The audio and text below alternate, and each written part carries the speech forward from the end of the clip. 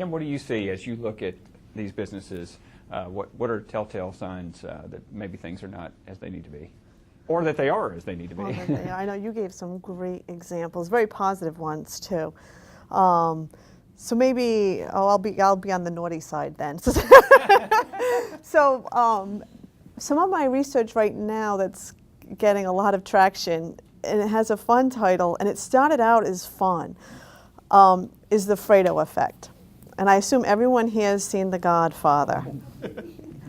And part of it started, I grew up in family businesses, several of them, and everyone has one, you know what I mean, or knows of a family member who is their own Fredo. If you remember The Godfather, it was the son he was the middle child actually. You know, Michael was younger, and he just wasn't suited for the business. And they kept giving him, you know, these Mickey Mouse jobs and trying to get him to do the least amount of harm. And it's always been a very taboo topic. It's something that's talked about kind of behind closed doors. And since doing my research, and we've even done it in our Center for Family Business where we've watched fun clips from The Godfather, but getting people to really, really talk about it. And what's a danger is if you keep providing jobs for family members automatically, very quickly the family business can become a welfare institution. A business has to grow exponentially in order to keep up with the pace of growth of a family. It's almost impossible. So we tend to use the prune the family tree. But you know, really, that's fun at Thanksgiving, isn't it? Yeah, and you know, it's tough though, because you know, I mean, we can understand how, you know, you've got these two different norms. The family norm is you allocate resources based on need or equally. In a business, the norm is, you know, resources are distributed based on merit. You earned it. And in a family business, those collide. And it's difficult. One family business I worked with, you know, I mean, the father knew he had a Fredo. And we use it, you know, that's fun to use it because I think it kind of brings it down and makes it humorous. But, you know, the dad said, Kim, what can I do? No one else will hire him. He is my son. And he is a burden on the family. He really, really is. And the father is very nervous about what will happen to him when they pass. So, you know, when we think about these things intellectually, you know, you could be like, okay, yep, you know, let him go. Right. But as a parent, what do? You're going to just let your child go. So it's really hard finding them jobs. So a really good family business, you find, you know, usually it's some kind of council creates different rules for what gives a child a job in the business. And this becomes particularly important when you start having cousins and extended branches, so that they have to have a minimum education. They have to have so many years experience elsewhere before they come in. A lot of them have to have, you know, the grunt work. They've had to work the factory floor or done dishes in the kitchen and so forth, and they really earn their place. And then a family business has to think about, what always worries me is when you only see managers with the family last name.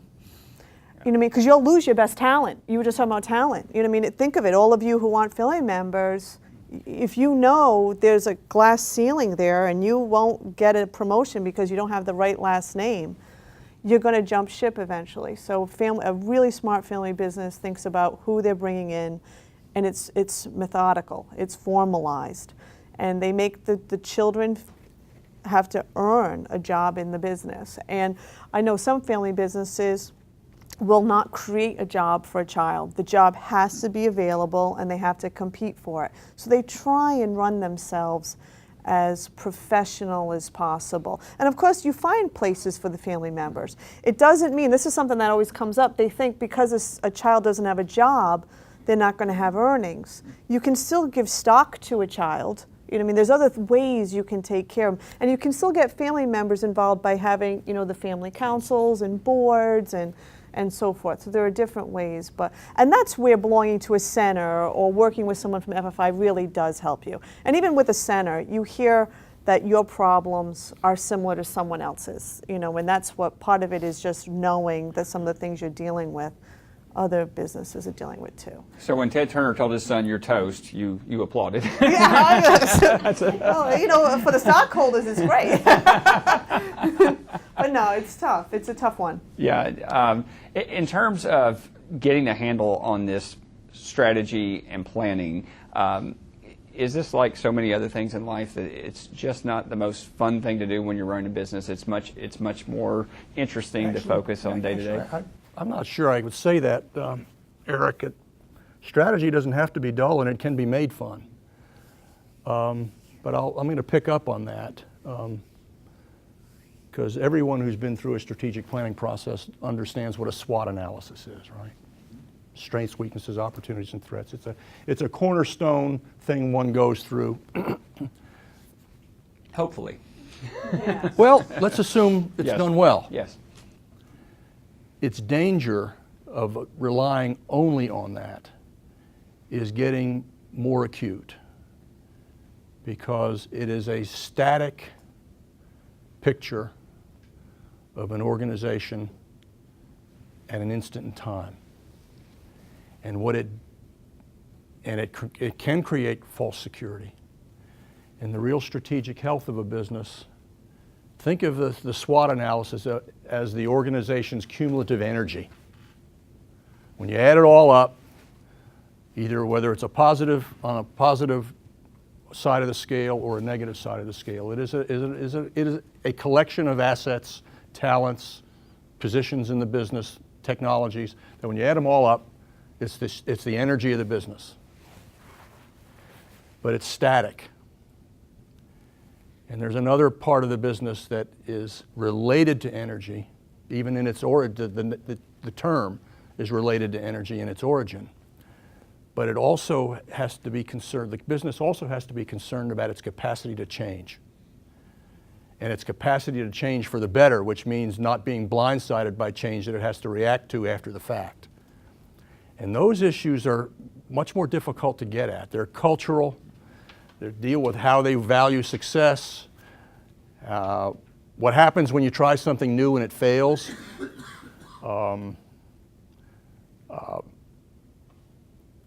What's their policy for infusing fresh blood now and then rather than always being the same people who get promoted up the ladder?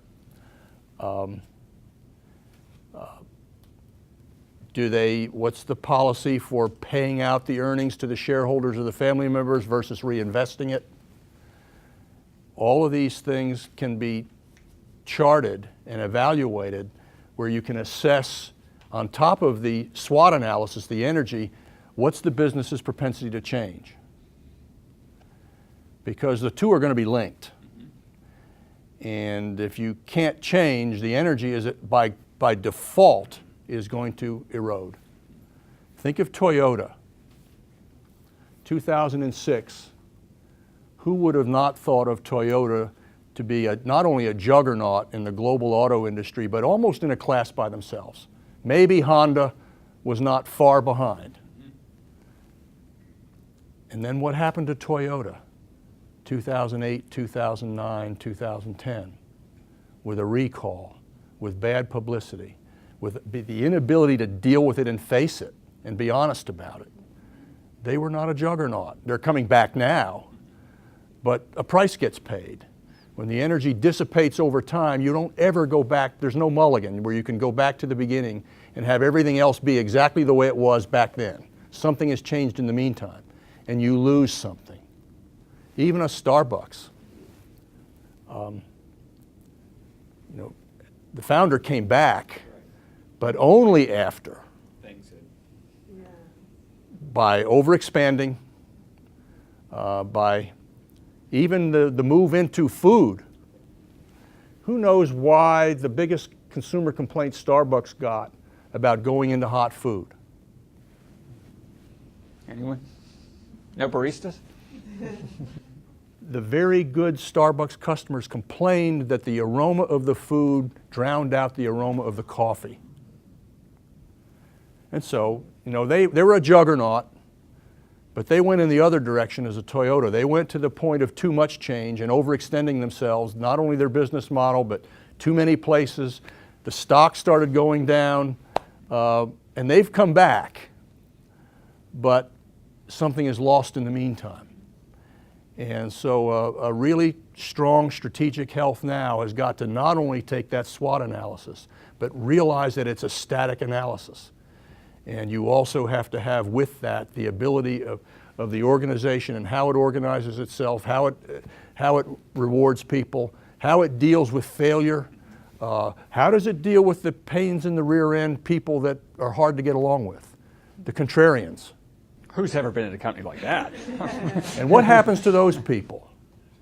Because if you don't have them and you drive them away, that's not a characteristic of a business that's going to be able to deal with change in advance. It's the other way around. Because the word will get around that the great people, the really creative people, don't want to work here. You've mentioned Steve Jobs a number of times. How many have read the book, The Jobs Biography? If you haven't read it, you should. It's not hard reading. It's fascinating. Fantastic book. But when he came back to Apple the second time, after Apple was in the tank, and they brought him back, one of the things that struck me was he realized that the really great product, he didn't believe in focus groups, by the way. He couldn't care less about what a customer would say we ought to be doing because they don't really know what they want until they see it. But he was a genius in that he realized that the really great products, whether it was the iPod and the getting into the music altogether, the real great stuff came at the boundary between art and technology. And whenever you're dealing with things at a boundary, that's where things get lost. But if you read, there's a quote in his book that I've used in the Brussels presentation, where really it also almost reverses the definition between right brain and left brain. Where he said the technologist has got to be the creative, off-the-wall thinker, and the artist has to be the disciplined one. And that's kind of a reversal. And that's part of what strategy, really great strategy, has to be. It has to understand that part of it is an enigma. Mm-hmm. And no rule always applies, and you have to constantly be looking and rethinking things. Which is one of the most complicated things. And Kim, I'm curious, picking up on that. When you're in a small business, you start a business, you're scratching and clawing, you're working God knows how many hours, your heart and soul is in it. How do you determine how long to give those changes, strategies a try? How do you know when to say when? I mean, I guess if we all knew, we'd all be on a beach, but just some basic markers of this might be a good time to keep going or this might be a good time to kill it. Well, when you're talking about strategies within the business or even tactical strategies, generally, because entrepreneurs, you do have to be careful with things like overcommitment and escalation of commitment and their egos. Generally, it is a really good idea to kind of have a point where you're going to stop throwing good money after bad. So almost before you launch it, you have a plan in how long you're going to give it a try, because it does take time. But also, whenever you have innovation entrepreneurship, you've got to be willing to also accept failure. So you've got to, in your mind, know this might not work out. And when are we willing to pull the plug? So some of it is the thinking beforehand and the planning to say, this is how much we'll lose. And you see a lot of large companies do this. A lot of large companies know how much a product should be making in order to be a success. And if it doesn't, by this period of time, they pull it. So an entrepreneur should follow suit with that, because it is difficult. You know, I've seen entrepreneurs, typically we think of growth time as a good time. But during growth, many times you actually need an influx of cash. And you see a lot of businesses right at the edge of success go bankrupt because of cash flow problems. Generally, businesses don't fail because of lack of sales. They fail because of lack of cash. They can't pay employees and so forth. So part of it is really on determining what their cash cycles is. You kind of hinted at diversification. There was a while that a lot of the popular business press was pushing for diversification. Our latest research now shows that actually usually it's bad. It's bad for performance because they end up doing things that they're not good at or their customers don't accept and so forth. So, you know, it's okay to go into new areas, but again, that's why you have to know your values and your mission, how customers see you, what are you good at and so forth, and thinking about it that way. So, and that's also, you know, part of, you know, one of the reasons to read Harvard Business Review does an excellent job of taking the latest research and translating it for practitioners, because what worked in the 80s and 90s we now know does not. And if some people are following this advice you might have learned when you were in college, or some of these, even these great books that you even mentioned, Porter's Forces have changed. It doesn't work anymore. And with change, I know. Well, it's been added to, it's been adapted. So, I mean, it's so important that we're constantly, learning. And entrepreneurship is a brand new field. It's an incredibly new field.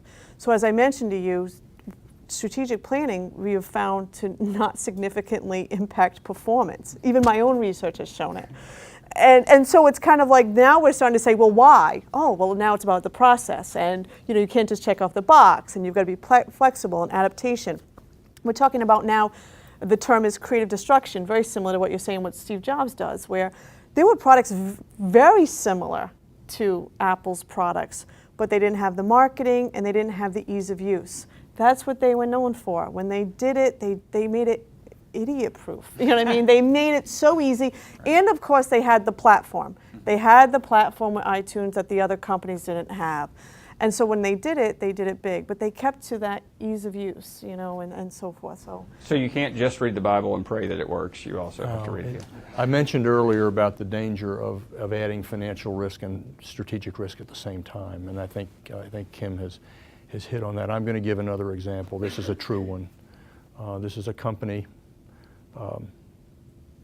let's say in the $50 million range, where it had a new owner, a very hard driving entrepreneur, new product person. And the company hadn't grown in years. He brought in a lot of new people, talented people. A new plant was being started up, and all at one time, 4 new products into different channels of distribution were all being entered into at the same time. In every one of those channels, there was already competition, competent competition that had market position and were not likely to roll over and play dead. A beautiful new manufacturing facility was in a startup mode and hadn't been fully debugged yet.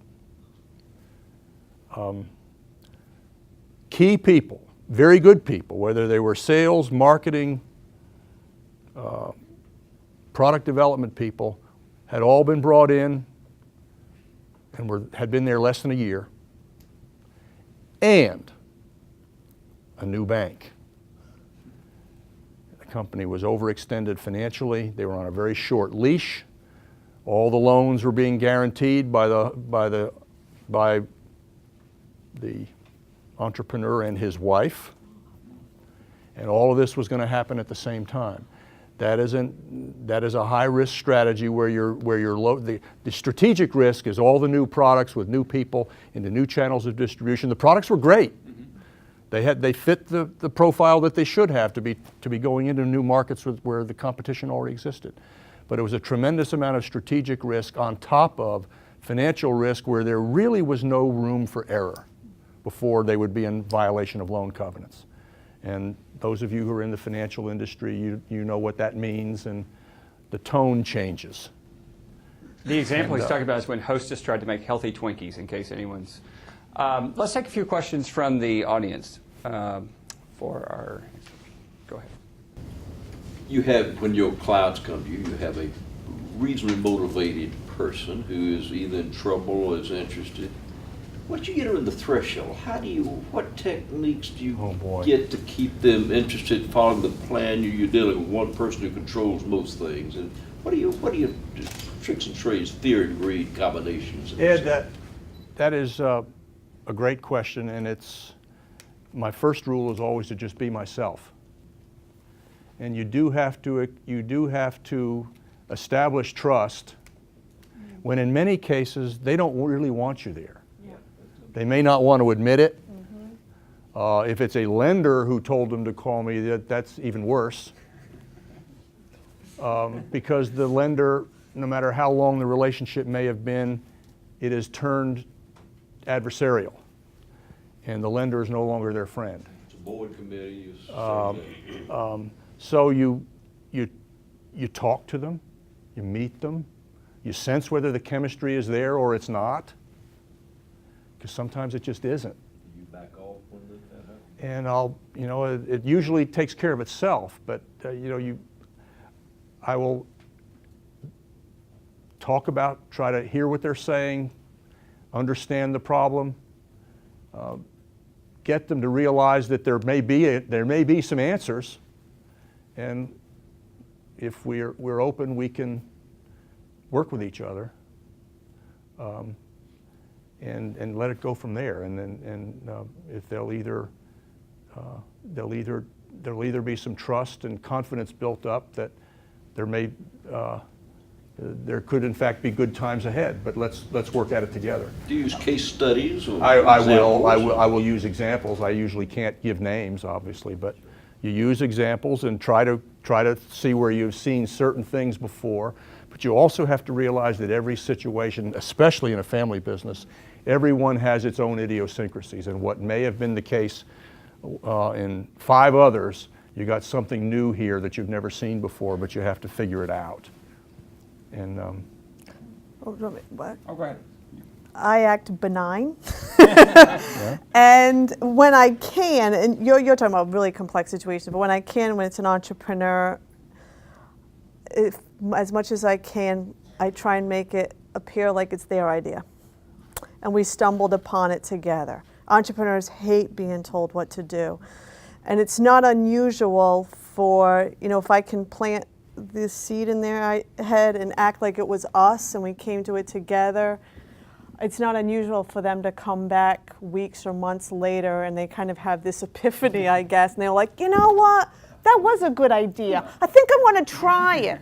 Because I think it's when their business, they've got to take ownership of it, and I find that it's really important that when they have to be able to make it theirs, which means that it has to have wiggle room for change. But I find, particularly with a founder, they're the most difficult, that I have to act extremely benign. I'm not here to hurt you. And working together and trying to come up with solutions together as much as possible. And of course, using stories does help, using and making them feel confident and being incredibly patient and empathetic. I'm sure it's an art. Yes, ma'am.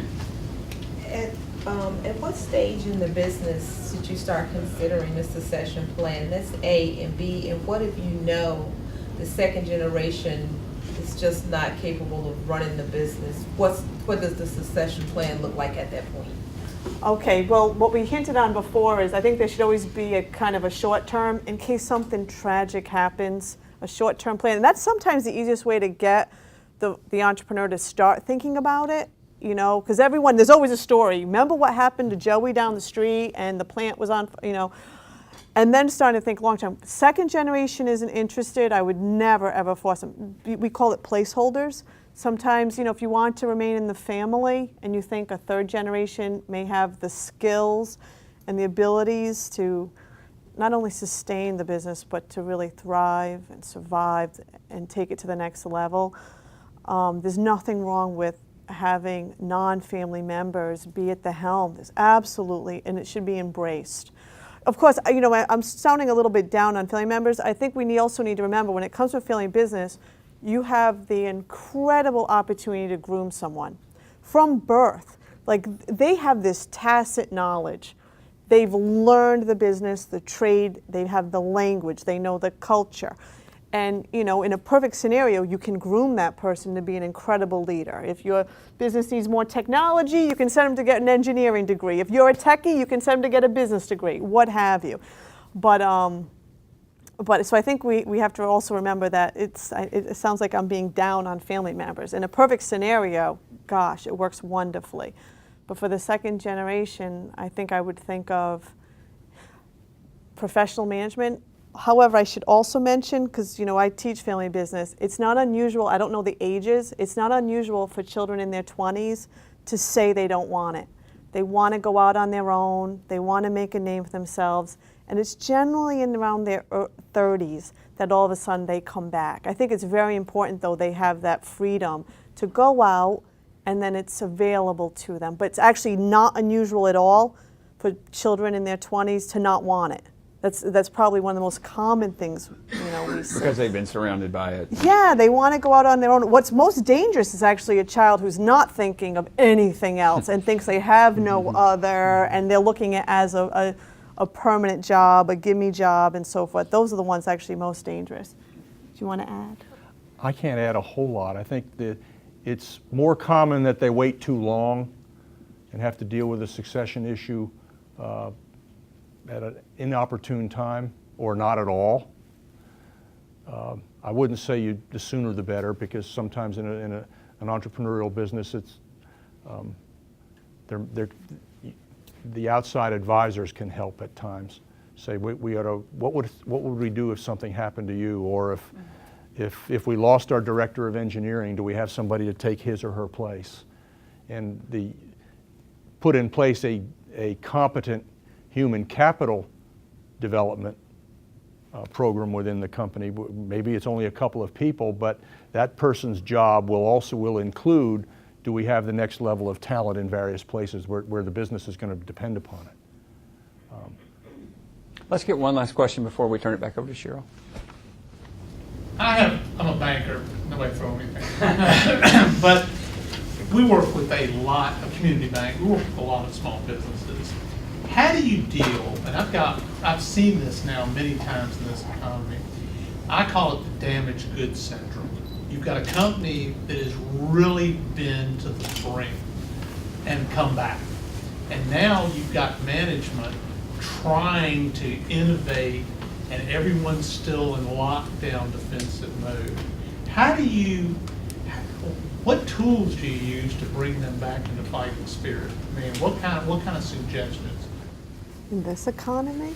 Well, I know that, but Because they're nervous. They're nervous. I'm in Mass, and they're not, even successful businesses are not growing. They're not hiring, they're not investing. It's awful. But I've got one that actually has an itch. Yeah. That how do you get the management's come through in time, employees have, but the management's having a hard time getting the employees back to rowing together, back into the spirit when they're actually seeing the light. How do you snap that Ooh, out it sounds like you need OB-ish kind of stuff. Yeah, well, it might depend upon whether or not there's someone who's truly an obstacle, as opposed to being scared. If there is an individual or place that is truly an obstacle, then you might have to deal with that through surgery. Okay. And get it over with and move on. The other is there needs to be some visionary or some outside, some force there that can get them to believe that, we've been through this and we have a plan, and we now think we have the right people in the right place. We're not trying to do more than we can do. And Sounds like they need team building, though. Like yeah, what we did in the 80s, I think we really... There may need to be team building, small successes too. I think you need to bring everyone together, and even if it's something small, they need to start celebrating and feeling good. And it'll take a while, but it has to start building in the culture, and those kinds of things. But I would almost take out, remember the OB classes in the 80s where team building was really popular, and organizations were willing to spend money on it. It really does work. We know with entrepreneurial firms, it's incredibly successful in getting people to put in 110% and so forth. So I would try some of that. And then any small success you can find, really celebrating it and starting even the Friday pizza and beer kind of things. Because it sounds like they've got to build the culture. And as long as people are fearful and nervous about their jobs, that we know that hurts performance. It hurts job performance and so forth. So it's those basic things that we need to come back to. I've seen a couple of situations where the psychologist that has come in is there really to deal with the people who are still there and not the ones that may not be there anymore. And that the culture and the human side, assuming that there's not just an obstacle that is in the way. bring them back, start to bring them back that way where they believe in themselves. Yes.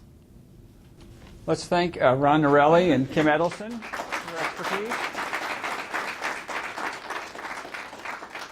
So this is the part of my job that I don't like because I have to stop the conversation. And for that, I apologize. I know that I can speak for Kim. I know she's here for a little bit longer. Ron, I don't want to infringe on your time, but our campus is open until 9 o'clock. There's plenty of food out there. And so I would encourage you to stay and ask specific questions if you'd like, or if it sparked a conversation that you'd like to have with some folks, please stick around and do that. Please join me in officially thanking Ron and Kim, and this is one of our Local Leaders Global Impact Globes. Oh, how lovely. And when you work for the university, you don't normally get university gifts, so we figure you need one of those. Thank you both. I was reflecting in the back of the room that at our last topic, we were talking about innovation and entrepreneurship, and everyone just felt like alive and pumped up and ready to go, and I thought this was a great dose of reality. So thank you. I mean, not that it was a downer, not a downer, but really, I mean, a good dose of reality, because I think that's where a lot of businesses, you know, fail to see the reality and plan accordingly. So we so much appreciate your insights on this. For those of you here, we will do our next Local Leader Global's Impact Series January 31st here on campus. The topic is public education, pre-K to PhD perspectives. We'll have Dr. Heath Morrison, who is our new superintendent of CMS, here with Dr. John Labrie, who is the dean of our College of Professional Studies and vice president of professional education here. So please look for information on that. Tell friends if you have those that are interested in education. We are officially adjourned, but feel free to stay on the campus as long as you'd like, and thanks for coming.